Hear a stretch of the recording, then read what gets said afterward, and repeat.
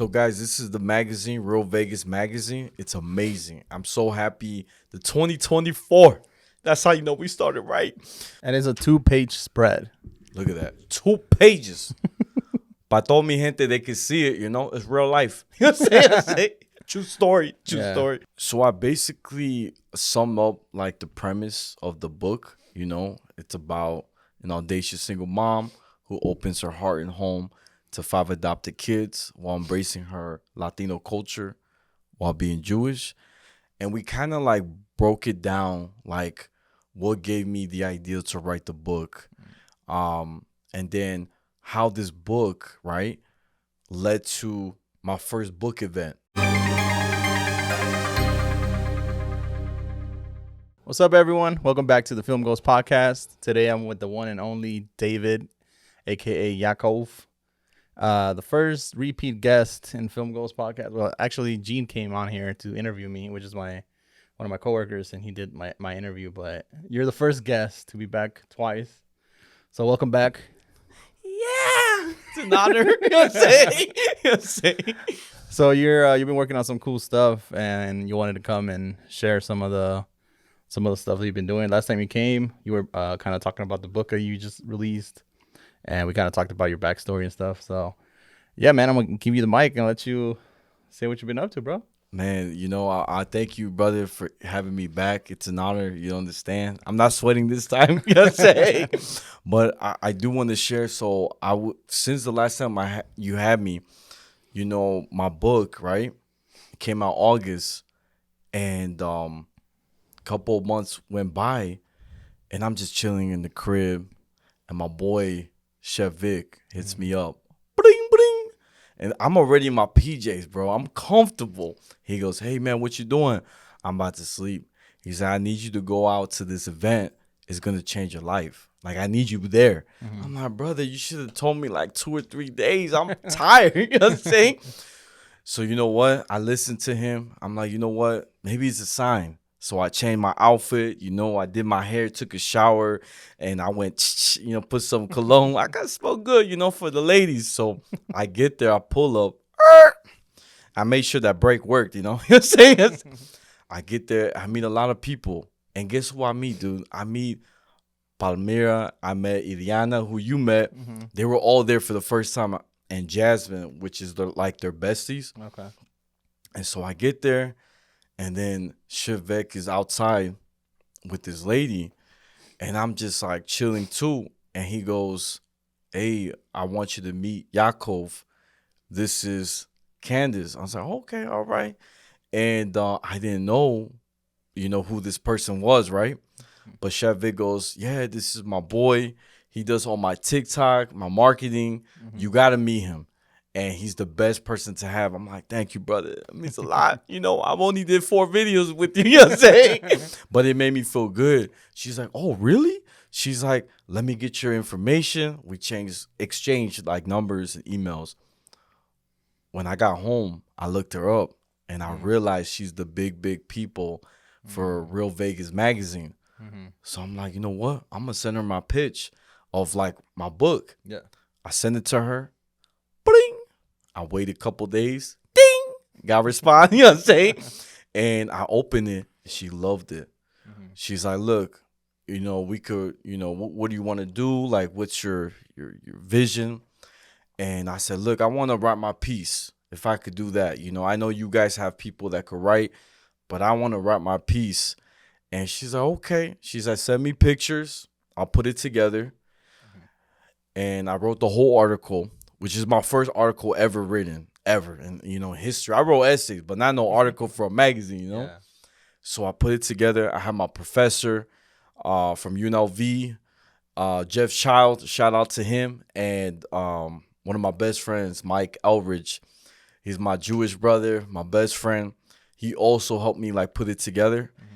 And now I submitted it, and she saw it. She's like, "Wow, it's pretty good." She's like, "How about we move a couple things around?" I was like, "All right, cool." And then I didn't hear back. I got sad. You know what I'm saying? I was like, "That she didn't like it." A couple of weeks went by. Another month went by. And then I saw her again at an event. And I said, hey, how's everything? She's like, don't worry, I didn't forget about you. You know what I'm saying? I said, I thought you did. You know what I'm saying? I got sad. She's like, don't worry, I'm gonna get back. And so she hits me up the next day, sends me the outlet of it, and she said it's gonna come out on January. But actually, it came out like a day or two, like that week of New Year's, which was awesome. And the physical copy came out 2 weeks ago, this recent. Okay. That's where Ali had me. So that's a big announcement I wanted to share. Yeah. And we got the magazine right here. There you go, bro. You want to share it for the world to see? You know what I'm saying? So this is the Real Vegas magazine. Oh, so guys, this is the magazine, Real Vegas magazine. It's amazing. I'm so happy. The 2024. That's how you know we started right. But look, if I go to the page, let me pull out that page real quick. If I can find it. Oh, right there. I passed it. It's right. And it's a 2-page spread. Look at that. 2 pages. Pa told me gente, they can see it, It's real life. You know what I'm saying?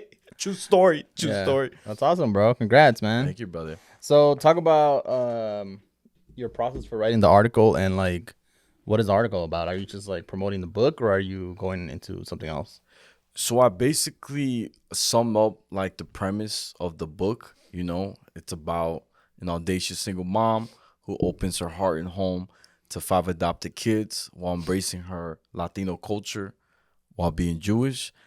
And we kind of like broke it down, like what gave me the idea to write the book. And then how this book, right, led to my first book event on September. Which you were there too. Yeah. And it was so cool because a lot of my friends never been to a Jewish event, right? That was probably your first time too. And we had kosher tacos. And it was nice because you had all different faith. I got to say, you have white people tacos. You didn't have real tacos. When you're like, I'm going to have tacos, I thought you have real tacos. I get there's a white people taco night. But yeah, go ahead. He right about one thing because the taco was a shell. What's it called? Taco shell? Yeah, the shell and the ground beef. And can I tell you a real story about the ground beef? So I actually made it with my boy Josh, who's one of the head of the Moisture House at that time. And I've never made ground beef, bro. I'll be honest. I looked at it like an alien. I didn't know what to do with it, bro. So we get a lot, like maybe 4 pounds. And we're already thinking there's going to be 45 people or more. So we got to cook a lot.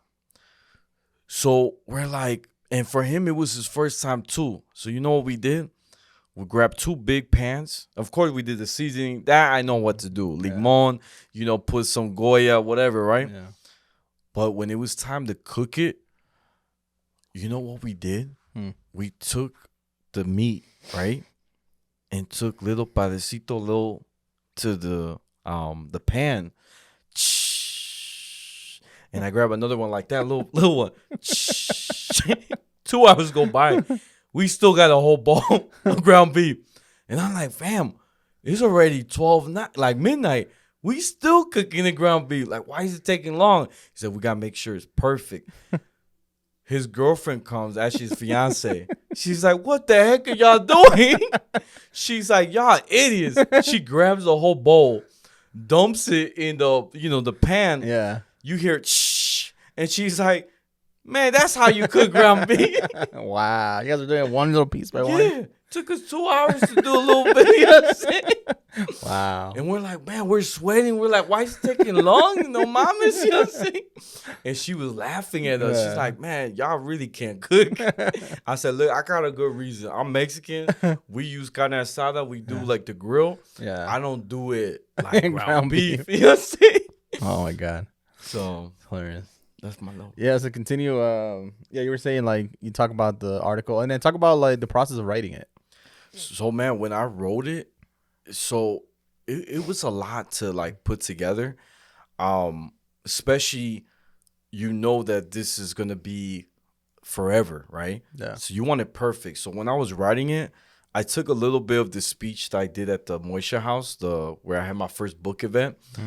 And I took a little bit of that and I kind of expanded and like elaborated, right? Because it's more about, like I say something about bringing Jewish is not only like a religion, but like an identity. But at the end, we're all humans, right? That's pretty much like the message. But when I was writing it, there was moments I got stuck. Like, I'm like, man, I feel like I need something to close it. So at work, right, I will go to all my coworkers and be like, hey, can you read this for me and tell me if I need something? And one of my bosses used to be my boss. His name was John. He's like, man, you know what? At the end of this paragraph, you should be like, we're all faith or something like faith or trees. Something like he said, trees. Basically, I'm sorry, brother. It's so much worse he gave me, but that we are all branches to the same tree. I love that. He said you got to add that in the last paragraph. I'm like, damn, I got my glasses out. I start writing it. And then my boy Jeff Child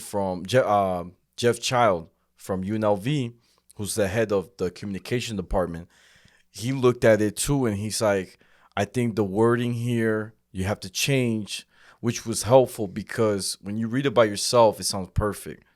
So having an actual person who does this for a living and grades, students, I'm like, thank you, brother. I really needed that. So that's the process. But sometimes it happens when you have writer's block, very common. Yeah. I think my thing is like write it down, and just play with it. Yeah, just keep writing. Yeah. I mean, you gotta like get something out even if it's trash. Right. So did the magazine give you any feedback? Did they say, hey, write it again? Or how did that go after you sent it into her? Well, she was really happy for me. She was proud of me. And for those who don't know, usually when you actually put a magazine out, even if you get 2 sheets, like spreadsheets or 2 pages, sometimes it costs between starting minimum $2,000 or above. And she did it without charge from the kindness of her heart. So for her to do that, that was more than enough. Like that was, you could tell someone believed in my vision, and that was beautiful. Now the way I look at it is that I want to actually get into like media writing, newspapers, Univision. If I could get a Telemundo, that'd be great too. And like write like journals, like a news, something happened, right? I get to write it or edit it. Now when I do the interview, I could tell them, look, I actually wrote for Real Vegas magazine. And they're gonna be like, "Whoa, you did it?" You have like a proof of concept or whatever, proof that you wrote something. Yeah. Exactly. So that sounds stronger on my resume. And they're like, "Wow, you did it? Like how? I can't believe it." And I'm gonna be like, "Geez." So I think that's my next step is take it to the next level. You want to write for magazines, or what do you want to write for specifically? Anything, magazines, newspaper, anything that could get my name there. I think that's big. And if I could work remote, even better. You know what I'm saying? Yeah. I want to be home and watch my favorite novela in the morning. You know what I'm saying? I'll be like Griselda Blanca, Netflix. You know what I'm saying? I just watched it, man. It was all right. What was your thought? Did you agree with what I said last night with the dinner? You said a lot, so I gotta try to hold on. Let me try to remember what you said. You said you didn't like that she broke down, right? She was too emotional, right? Yeah. I just thought that it wasn't as good. It's like I don't know. I like Sofia Vergara, but I like knowing the backstory of Griselda. Like I didn't think she was the right person to play it. I thought she was good. Like I could tell that she was trying, but I just don't think that she was the right person. I could tell Sofia Vergara. I was like, she's too hot, and and I just felt like it was kind of like copying Narcos. It was like a Narcos, and I don't know. Something was like, and I fell asleep for some parts. So that's how you know I wasn't. It didn't catch my eye. Like if I fall asleep and I try watching it again, like it's got to grab my attention. And I don't know. I just felt like, I don't know. That was kind of my review for it. Breaks my heart, brother. But it was not terrible, but I don't think it was as great. So I got to be real with you. So part of so for me, I liked the show, like the premise, the idea that a woman could be the top narco trafficker and be this multi-billionaire or whatever you call it. Yeah. she did it to prove these guys that a woman can do it. I love that. Woman empowerment all the way. But the thing I didn't like is that Griselda, there's moments in the scenes where she's showing weakness. Yeah. I don't mind she's frustrated. That's cool. Get angry, let it out. But when you show sadness or worry to your people that work for you, kind of shows you don't have that much power. Like you're showing weakness. And I think the real her, my opinion, the real her would not show it. She might do it like behind closed doors, right? But like even if it was one little teardrop, like when she found out that her kids were murdered, her three of her kids, you didn't see really an emotion there. I wish we could have saw her like just one little drop fell, even though she didn't like cry. Cause me, when I lost my best friend, I had a teardrop, fall, and that's how you know the pain. Cause I don't really cry. I'm not saying men don't cry, but I just don't really. That's not my way of expressing. Yeah. And I feel like I wanted to kind of see more of that. I do think that, it was cool to see how in the beginning she left that, relationship that was very toxic. Yeah. And then she started her own thing, right? Her own empire in Miami. So that was really cool. I liked that. What I liked was like I think like towards the end when she was getting like crazy and that party happens, she's doing drugs and shit. I do like that it kind of there was a scene in the beginning when the bodyguard, I forgot his name, the guy that was Chencho like, or whatever his name was, he was gonna kill the kid, and then he's like, I haven't never killed a kid. And then at the end of the show, Griselda, he's like, hey, they have a kid, and then Griselda's like, kill him. So it kind of like brought it back, and then that's when he left her and all that shit happened. So I like that, some of those parts, and I do like the parts where, like, towards the end, like you can see her kind of like the power was getting to her and the drugs were getting to her. But overall, it's all right. All right, so let's talk about, you just shot a commercial. Was this your first commercial, or you were acting in it? So talk a little bit about how you got that and what it was about. So this is real cool. So this is my second commercial. I did one for my synagogue called the Kolel. And it was so cool. The only Latino in the whole commercial. Everybody was white. There was one of my best friend, Gil, who's also Latino and black. He's also in it. But I'm like, you could see me a lot. And I was so happy. I was like, oh. So that was real cool. Now, the new one that happened, right, about 2 weeks ago, my best friend, Josh, who, like I said, was head of the Moisture House, also has a jewelry store called Aaron Layla, which is the name of his father.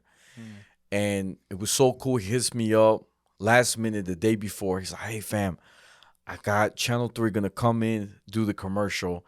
I would love for you to be the actor. I said, bro, for me? Me? He's like, yeah, but you ain't getting paid. I said, I don't really care. You know what I'm saying? I want to get my face on TV. I see Channel 3. They're shaking my hand. Hey, how you doing? And the girl that's supposed to be my fiance, she's like, hey, so, I said, yeah, this is, her name was Gigi. And I don't know Gigi like that, right? So we had to kind of talk outside the camera. I'm like, hey, so tell me about yourself. Yeah. She finally got really comfortable with me, which was cool. She offered me a lollipop. That's how you know I'm moving up. You know what I'm saying? And it made me that song, like a lollipop, Lil Wayne, great song back in the days. And we start talking. She starts smiling. The moment a girl laughs at my joke, that means I'm doing something right. You know what I'm saying? I can't be with a girl and she don't get none of my jokes, because then I feel dumber. So I can't. It's a turn off. But so I thought it was real cool. She was really open to it. And it was cool. The scene basically when we were filming, it was me sitting down with her, picking out an engagement ring, and then me standing up, picking a ring for myself. With Josh, he's like helping me. Actually, his father helping me out what to get. And then other scene where we're picking out earrings, which was so cool. But that was the commercial of my lifetime. Well, next time, tell your boy, what was his name, Josh? Josh, yeah. That I'm the commercial producer at Fox 5, so he should hire us next. Yeah. He went to Channel 3. I don't know, man. I don't know how it's gonna come out. No, I'm just kidding. We don't know, you know what I'm saying? But that's cool, bro. Congrats. Doing more things. Anything else you want to talk about? Yeah, you know, I really want to talk about your movie premiere yesterday. Oh, yeah. If I can pick on it. So I get there, right? So you had a speech prepared. I did. So like, all right, this was funny. You had someone asked a question, and then she goes, "What about that guy over there? He hasn't said anything yet." And in my mind, I was like, "Oh, did David plant this lady here to bring him up?" Did you tell her, "Hey, when you ask a question, bring me up"?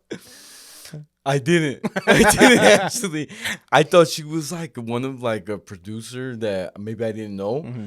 Cause she had, you could tell she carried herself very strong, and Yeah. you know, she seemed real cool. Mm-hmm. And I'm not gonna lie, I was looking good that day. I ain't gonna lie, Bro, brother. you're wearing this shit, bro. Brother. So let me tell you about that. So I come into your event, right? It's like about 6:30. My boy Merk, who people, if you don't know Merk Anthony, he's a famous YouTuber, TikToker, Yeah.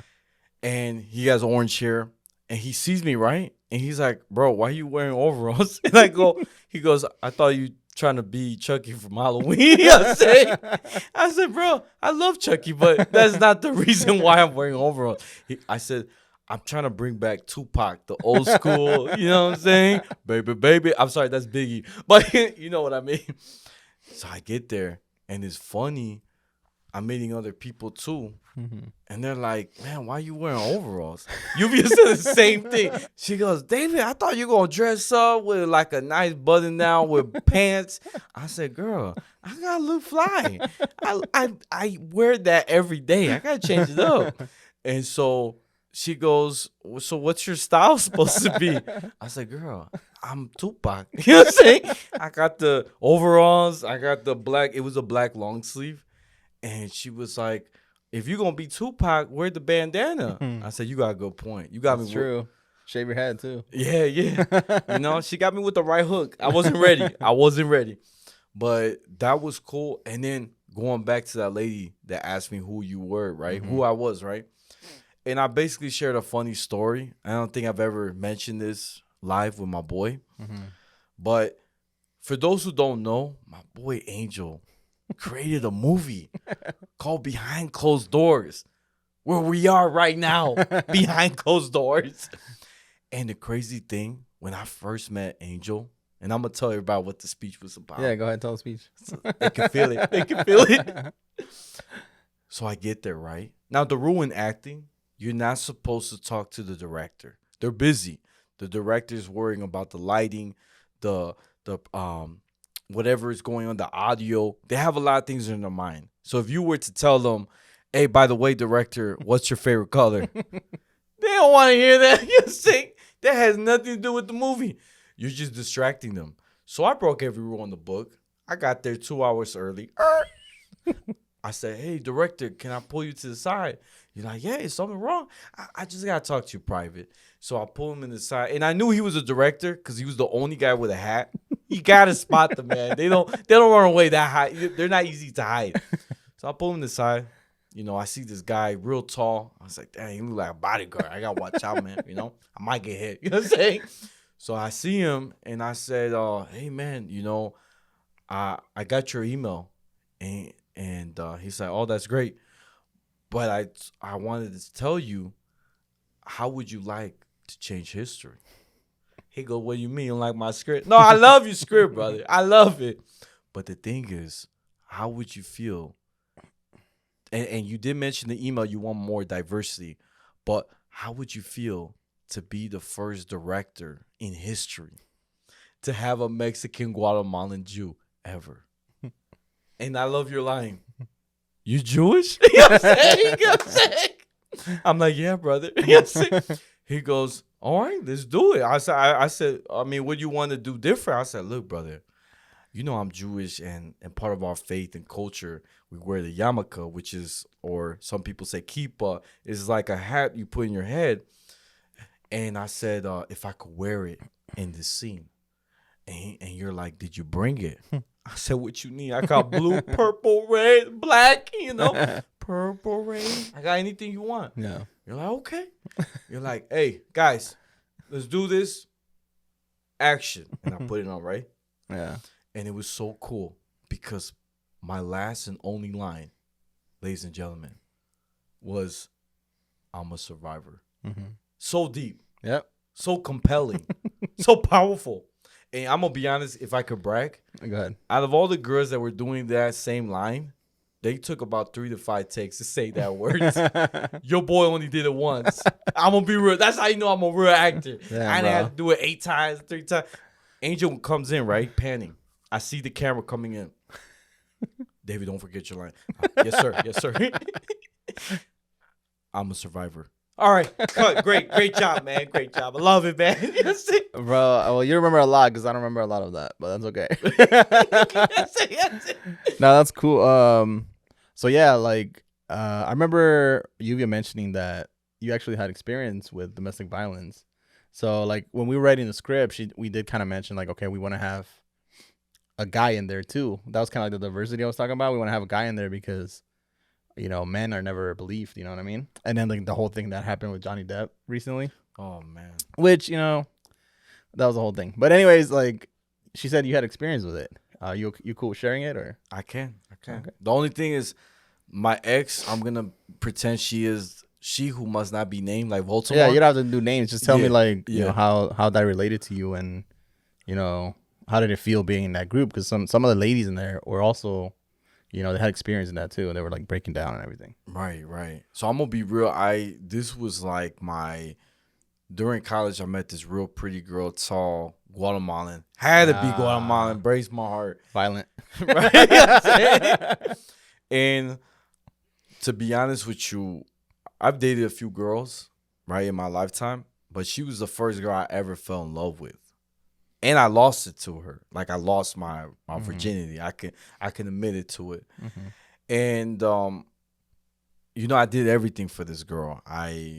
When her stepdad was trying to fight her, I actually fought the stepfather and I beat him up real bad. Like self-defense. Like he went to punch her. I blocked it. He pushed me down the stairs. And I'm like, I spilled a whole horchata in my body. And I could tell he's ready to pound me with his legs. And he's running down. And he's about to kick me. And my body automatically got up with anger. And we start fighting. And for me, I can't stand people or men to hit a woman. I cannot stand that. I feel like we as people have to defend our queens. So that's what I did. I defended her. And she calls the police. Luckily, they believe her story and me that we only basically put a restraining order on him. So I felt like this girl was like my everything. You know, she knew my family. She was the first girl too I ever lived with as well. And she was very tall. She was 5'11". I ain't gonna lie. How tall are you? I'm 5'5". Okay. I'm like Kevin Hart size. You know what I'm saying? And a lot of people say like, why you like them tall? I said, because I like to crawl. You know what I'm saying? You know I what like I'm to saying? climb, man. Yeah, that's it. I feel like I could see things, you know? And when I was with her, so everything was great in college. I didn't really have problems with her. When I got to living with her at my first apartment, moving out of the house, right, after graduation, I started to see her true self. And I didn't realize these are signs of narcissism, right? And I didn't know that. So like I remember one time she had a PSP, right? I had a PSP, but my battery didn't work. So I asked her, hey, can I borrow your battery in the back of the PSP so I could play my game, GTA? And she goes, no, you can't use it. I said, what? I said, I'm right next to you. I'm not going to steal the battery. She said, no, I don't trust you. That was already a sign. I never heard that. Yeah. A red flag, right? I'm like, yo, we live together. Everything should be we. So I noticed her is all about I. And then I was like, damn, something not right. But I left it alone. I said, that's my love. I fight for her. Then one day, she gets angry about something that I worked out in the carpet. We had a big carpet we bought. Nice, beautiful. And I was working out, doing my kung fu, you know? And I was breaking it down and stretching. And she got mad. She's like, you can't be working out in this carpet. I'm like, look, I took a shower. I got no shoes on. I'm just going to work out for 30 minutes. No. And she made a whole scene. She got so mad that she started breaking all my things around. Wow. I've never got terrified. That was my first time I got scared. She broke all my headphones that my boss bought. I got like 15. They're all $200 headphones, brand new. Still in the box. She took them out and broke them all. My laptop she threw. And I was like, yo, I'm going to call the police. You scaring me. Like, I don't know who's this. I thought you my boo, my best friend, but look like you got the flu. Like, something not right. And she would just, like, start building up more. She started screaming. And then she started pushing me, right? Wow. Yeah. So I'm like, yo, you need to chill. And then when I was about to call the police, she's like, all right, call them. I start hitting myself, and I could say, you hit me. Wow. So then I was like, yo. See, that's that shit. That's why it's hard for men to be believed, and because women have that fucking power over it, you know? So that was, like, important to have that in a film. I mean, we didn't go into, like, that aspect of it. But. Yeah. So it was scary for me, bro. I imagine I was with this girl for almost 5 years of my life. And how long did you stay together after all that stuff started happening? So we lived together 2 years. Oh, okay. And the rest, like I said, was in college. But like I said, you don't know somebody until you live with them. Yeah. And it was so scary, man. And not only that, man, I got to admit something. This is to go a little deeper. She cheated on me. And for a guy, it's the biggest, it destroyed my self-esteem, my confidence. Because this is my babe. This is my ride or die. Yeah. And she going to do that to me? Her Rico Suave, you know, her cha-ching. You know what I'm saying? I got hurt. Yeah. You know? And I took her to Guatemala también. Wow. She's never been there. We got to meet her family. Damn. You know, I was a real big figure for her in a way, you know? And I made a decision to break up with her, right? And look how you know how narcissistic works. When I went to my job, I worked at GameStop at that time. And my boss, I was like, hey, boss, I got to tell you something. And this is the first time he ever saw me, like, stressed. I had a pack of clothes. I left everything at the house. I didn't bring really nothing. Pack of clothes, like a big garbage bag. My car was getting fixed, so I didn't have a car. It was at the mechanic shop. And I'm talking to my boss before we're about to start work and open the shop. I said, boss. And I got like tears coming down because this is our first breakup, like a big breakup. And getting first cheated. love. Yeah. First love. So I really felt hurt. And he saw me just tearing while I'm talking to him. I'm not going, I'm just going, like, it just keeps falling down. I said, boss, I'll be real, but I don't have a place to live. I can't live back with my mom because I as a man, it's embarrassing to go back to mama's crib. I can't do that. So I'm homeless right now. And I said, if you see a bunch of garbage bag, that's my clothes. So don't throw it away. Please, brother, don't throw it away. But I said, like, she cheated on me. And I told him the whole story to kind of tell him what happened. Yeah. You know what? My boss is like, he was 36 at the time. And I was like 25, 20, like 24. I think 24, 25. And he said to me, because the way you described her, I could tell she's narcissistic and she's toxic. She's going to come to your job and make a scene. But you got to play it cool, okay? I can't have you lose your job. You're my boy, but I can't have you go crazy.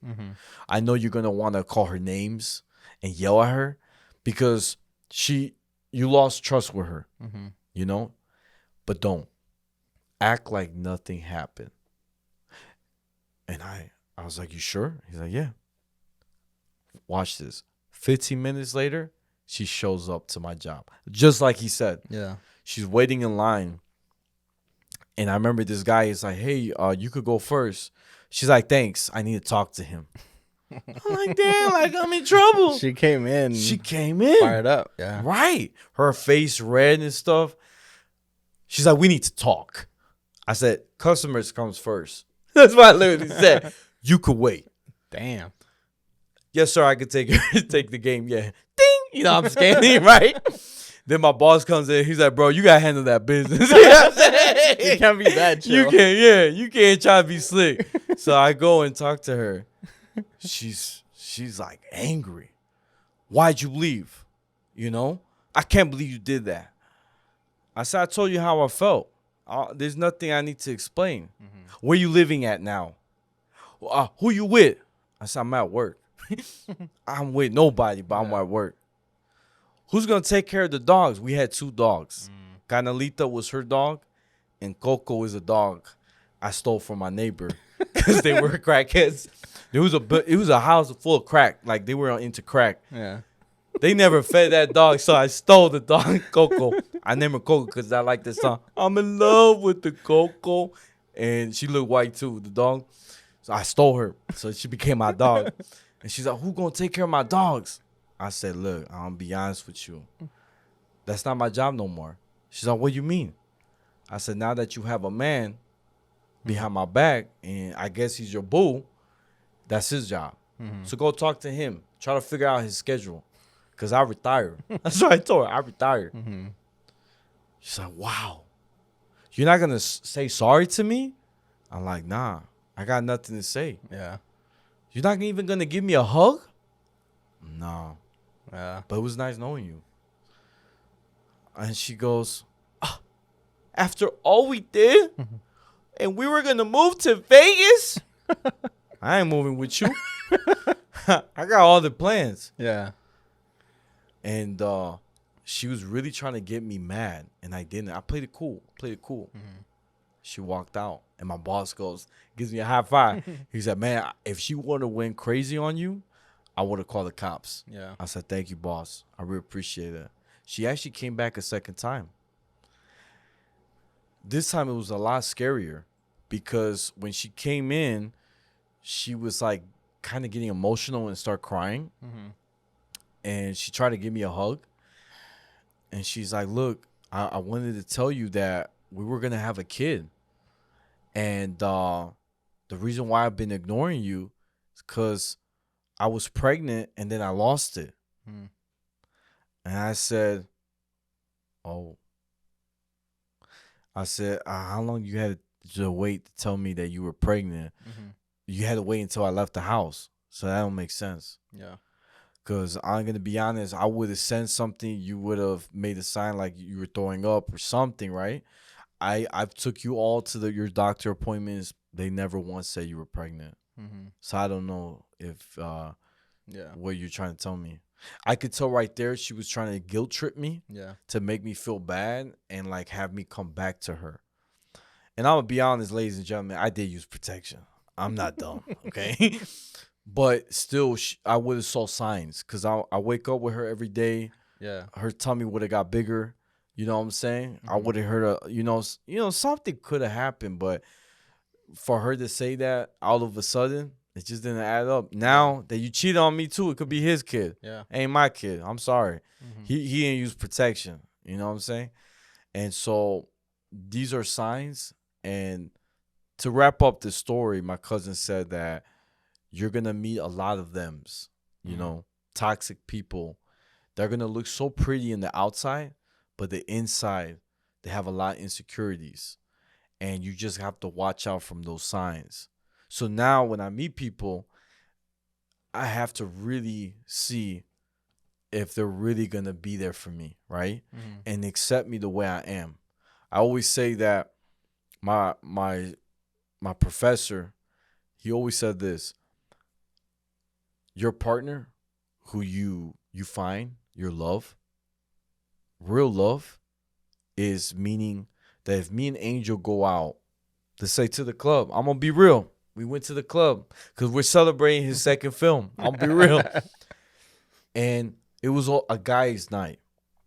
She should even trust me in that setting that I won't do nothing wrong, that I'll still be loyal.